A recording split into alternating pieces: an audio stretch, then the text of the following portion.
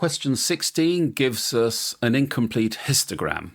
Notice, first of all, we don't have a scale on the vertical axis here. But let's see if we can use the facts that we've been given to find that scale.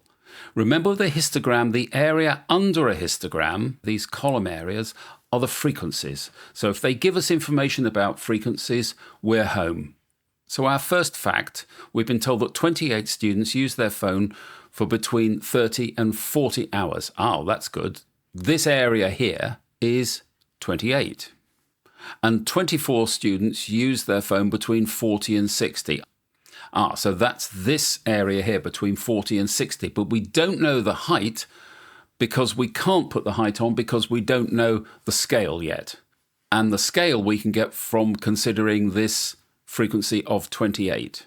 Because what we can say is that 28, and remember this is the area, must be equal to the difference on the base, which is 10, multiplied by h, the height.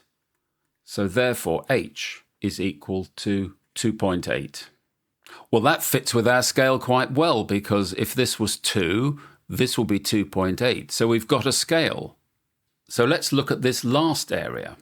We can say that 24 must be equal to the base, which is 20, multiplied by h2, the height. So therefore h2 equals 24 divided by 20, which is equal to 1.2. So I'm now going to have to correct my diagram to reflect the answer we've just found. Well, now we can work out the rest of the frequencies. In this column here, the height is 3.6, the base is 10. We must have 36 students in here. And similarly, the base is 20, 1.6 is the height. We must have 32 students in here. And that has completed the histogram. Again, a very small supplementary question. We're asked for the total number of students.